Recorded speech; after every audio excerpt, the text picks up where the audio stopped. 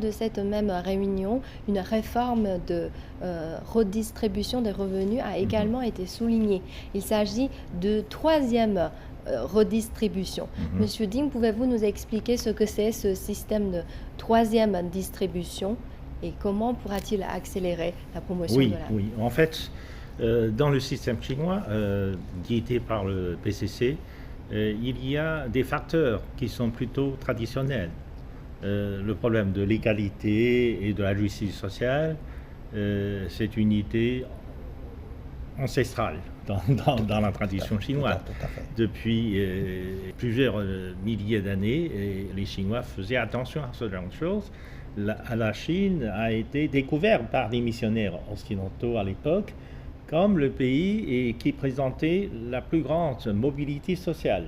Donc il y a plus de mobilité sociale qui veut dire il y a plus de justice sociale parce que les gens pauvres, avec leurs efforts, avec leurs peines, etc., arriveraient à avoir un statut social beaucoup plus élevé.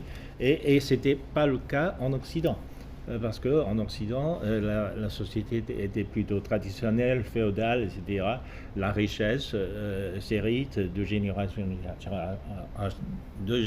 en génération, alors qu'en Chine, M. Wu a signalé que finalement, en Chine aussi, nous avons des milliardaires aujourd'hui. Nous avons même le nombre de milliardaires en Chine peut se comparer à celui des États-Unis, ou d'une certaine manière. Donc il y en a beaucoup qui sont très riches. Mais si on regarde un peu la composition des milliardaires chinois avec celui d'autres pays, la particularité des milliardaires chinois, c'est qu'ils sont devenus riches en une seule génération. C'est-à-dire qu'ils sont devenus riches non pas par héritage, non pas par leurs ancêtres, mais par leur effort personnel. Ce sont des personnes souvent qui sont devenus riches grâce à une idée ou à une invention technologique. Souvent, parmi les nouveaux millénaires chinois, il y en a beaucoup qui sont devenus riches grâce à une invention technologique ou grâce à une découverte, etc. etc. Ce qui montre qu'il y a toujours un dynamisme dans la société chinoise pour la mobilité sociale.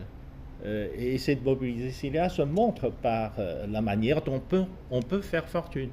Ça, c'est tout à fait différent du reste du monde.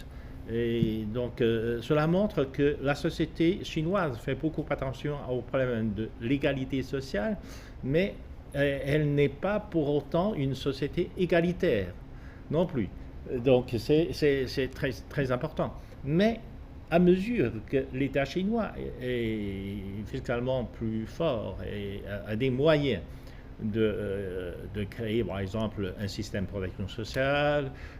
Donc, l'État fait beaucoup plus attention aux outils de redistribution en tant que moyen de recréer un équilibre social en faveur de ce qu'on appelle des groupes faibles.